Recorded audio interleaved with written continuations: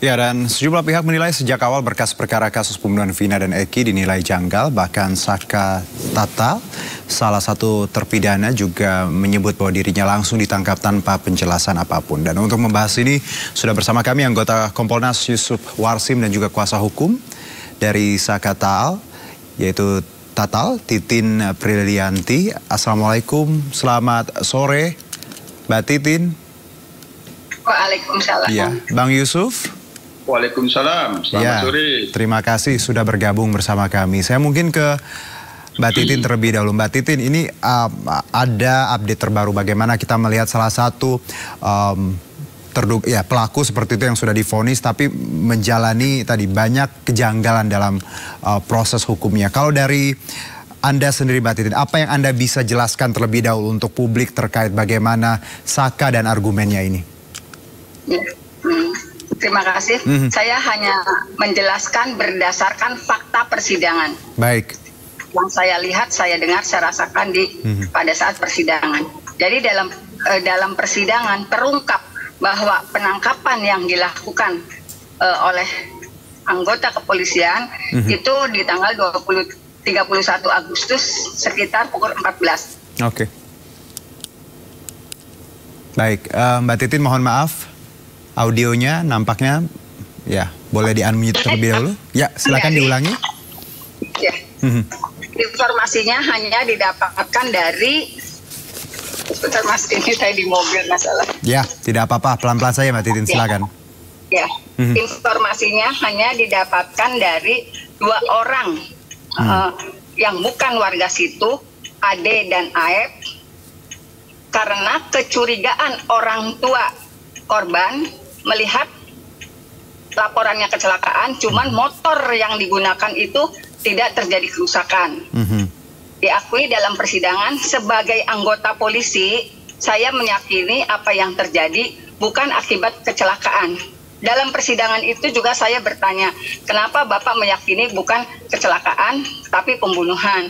Karena 1 bulan sebelumnya anak saya berkonflik.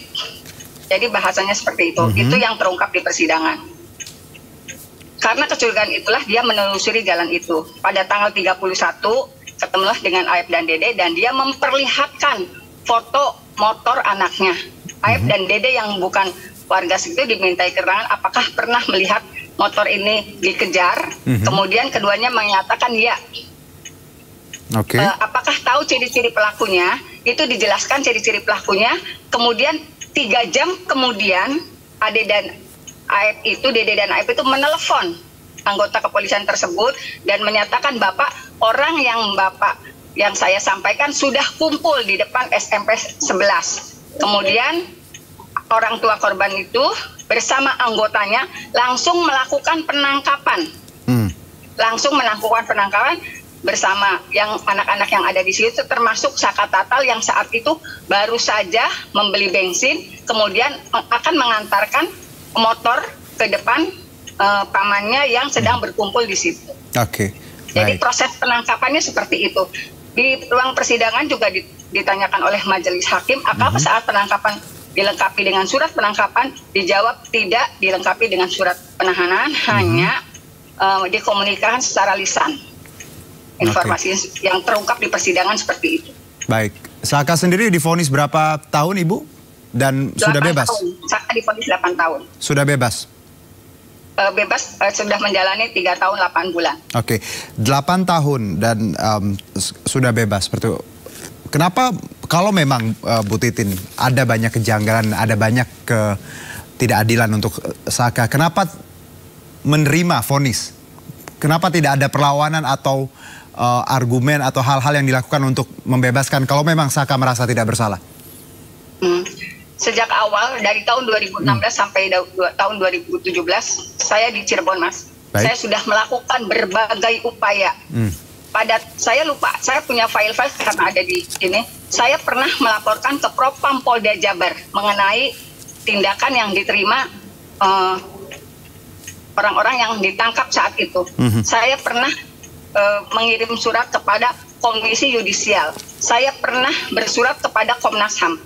data-data filenya saya miliki semua dan ada tanda terima suratnya.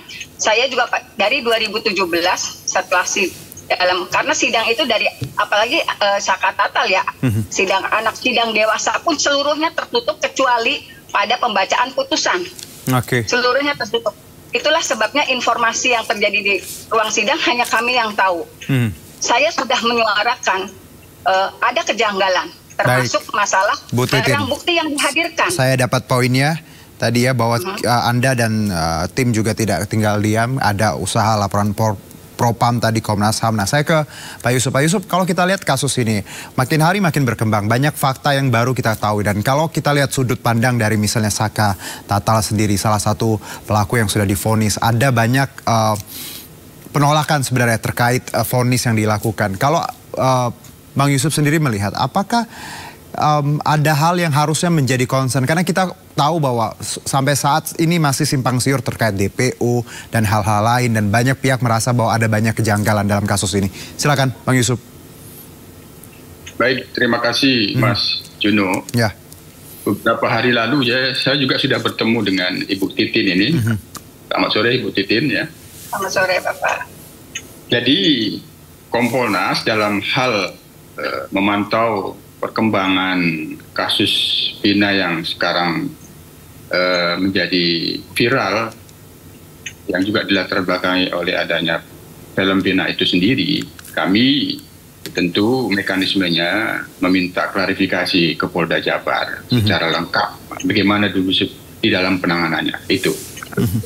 Nanti kita tunggu klarifikasinya, kan harus lengkap prosesnya seperti apa waktu diselidik dan dilakukan penyidikan. Yang kedua, Kompolnas sendiri tentu berpegang kepada putusan pengadilan yang telah berkekuatan tetap. Itu. Ini kan putusan vonisnya sudah dijalani oleh terpidana, yang khusus untuk putusan pidana anaknya itu juga sudah bebas, sehingga yang tersisa 7 terpidana yang itu divonis seumur hidup. Nah, proses ini sendiri tentu akan kita mintakan klarifikasi kaitannya dengan penyidikan, termasuk pada waktu itu yang dimaksud oleh Ibu Titin sempat mengajukan ke Propam ya. Nanti kita lihat bagaimana klarifikasi yang diberikan oleh pihak Polda Jabar pada saat adanya aduan ke Propam itu. Jadi putusan pengadilan ini ya tetap dipedomani itu, sepanjang tidak ada upaya hukum lain. Nah, kemarin waktu ketemu dengan Ibu Titin, saya tanyakan apakah ada upaya hukum, rencana untuk katakanlah PK. Nah, tentu ini monggo itu. Nah, itu. Yang kedua, adapun yang belum tuntas terhadap 3 tersangka yang saat ini Polri, Polda Jabar dengan supervisi, dengan bantuan atau arahan dan petunjuk Bareskrim untuk mencari 3 tersangka itu, kami dorong ini secepatnya dengan sungguh-sungguh secara prosedur dan SOP untuk bisa segera menangkap. Kita yakin apabila 3 tersangka ini dapat ditangkap, akan lebih jelas lagi. Apakah putusan pengadilan yang sudah ingkrah itu memang sebegitulah fakta hukumnya, atau ada yang sifatnya novum? Nah, itu kita tidak tahu. Tapi ini kita dorong saja yang dimaksud 3 orang DPO ini segera bisa ditangkap. Yang ketiga, Mas Juno, apa yang menjadi keluhan para kuasa hukum terpidana ini, tentu kita dorong nanti Polda Jabar bisa meresponnya. Ya, paling tidak ke kami diberikan klarifikasi bagaimana dulu prosesnya, keberatan-keberatannya. Hanya sementara ini nanti bisa dikonfirmasi oleh Ibu Titin apakah pada waktu proses penetapan tersangka itu ada upaya pra-peradilan apa tidak. Nah, ini barangkali bisa dijelaskan. Apabila tidak ada upaya hukum permohonan peninjauan kembali, barangkali itu bisa dilakukan. Ya, sehingga apa yang disampaikan oleh kuasa hukum, ya itu kan namanya kuasa hukum meyakini terpidana itu tidak melakukan perbuatan yang didakwakan, tapi ini kan hasil penyidikannya kan sudah prosesnya berjalan, sudah menjadi tuntutan dakwaan, dalil-dalil dakwaan itu dibuktikan dalam persidangan dan sudah ada vonisnya. Ini dulu yang kita pedomani, itu Mas Juno. Oke, baik. Saya kembali ke Bu Titin. Bu Titin, kalau kita lihat kan atmosfernya dari awal Anda seperti yang Anda ceritakan tadi, sudut pandang Anda, sudut pandang keluarga dan bagaimana polisi menangani kasus ini. Mungkin kalau kita bicara tekanan, Bu, pressure ya, atau mungkin pengaruh, apakah Bu Titin dan juga Saka merasakan hal itu dari awal bahwa ada tekanan dari beberapa pihak terkait baik itu vonis Saka ataupun kondisi ketika perjalanan kasus ini? Ada mungkin asumsi seperti itu? Sebetulnya kalau di persidangan itu biasanya jam 9. Kita sudah biasa jam 9 itu menunggunya sampai sidang itu sampai bisa jam 11 malam baru selesai. Baik. Nah itu juga kan kita kondisinya sudah ini. Tetapi yang terekam jelas di persidangan, yang kita hadir di situ, itu ada anggota kepolisian yang diminta sebagai saksi sempat membanting pintu di hadapan hakim, di hadapan jaksa, di hadapan para pengacara di situ. Itu terjadi di ruang sidang. Betul-betul terjadi di ruang sidang dan tangannya mengacungkan ke terdakwa. Cuman bahasanya, ancamannya apa, kami juga karena syok, kita tidak sempat mencerna apa sih bahasa itu. Jadi jangankan di luar sidang, di dalam sidang aja kami sudah mendapatkan tekanan seperti itu. Dan itu bisa terkonfirmasi para pengacara yang hadir di situ. Kemudian juga kalau misalnya jaksa dan hakim ini ingat betul dengan peristiwa itu. Oke, baik. Kembali ke Pak Yusuf. Pak Yusuf, kalau kita lihat bagaimana sebenarnya ya tadi ini 8 tahun seperti menguap seperti itu dan ada inkranya, ada putusannya, sementara ada DPO. Mengapa, pertanyaan semua orang ini, mengapa kasus ini begitu rumit, begitu sulit diungkap, sementara kepolisian sangat gampang ketika kita bicara melihat misalnya kasus terorisme, sel-sel terorisme yang bisa diselidiki. Apa yang menjadi perhatian Anda dan juga Kompolnas dari kasus ini? Baik, jadi proses yang kita pelajari berdasarkan putusan pengadilan itu kan memang tidak ada saksi di tempat kejadian perkara. Tidak ada saksi, oke. Kecuali saksi para pelaku itu sendiri. Nah, ini sekali lagi fakta-fakta hukumnya sudah didalilkan dan sudah dibuktikan di dalam persidangan dan itu sudah diputus divonis. Ini sudah ingkrah. Nah, adapun ada hal-hal ketika mempertanyakan putusan itu, mempertanyakan fakta-fakta hukum itu, maka tentu harus ada upaya hukum untuk mengujinya kembali. Nah, kalau barangkali kemarin sudah dilakukan kasasi ditolak, maka ada upaya hukum yang lanjutnya yaitu PK. Nah, terkait dengan tersangka sendiri yang belum ditangkap, 3 orang itu, ya kami belum bisa menjawab secara komprehensif karena harus mendapatkan klarifikasi yang lengkap. Hanya sementara kita pun tanya ke Ibu Titin, malah itu tidak ada 3 tersangka itu. Nah, kalau menurut Ibu Titin, jadi menurut kesaksian para 8 orang pelaku itu sendiri terkait dengan identitas 3 tersangka itu memang tidak ada. Tidak mudah gitu. Tapi ini harus sungguh-sungguh dan serius. Kami sebagai pengawas mendorong ini dilakukan sungguh-sungguh untuk bisa menangkap 3 tersangka itu. Gini, saksinya ya tadi yang ada 8 tersangka ini. Sementara ketika kita bertanya kepada mereka, mereka pun tidak mengiyakan ada 3 lagi.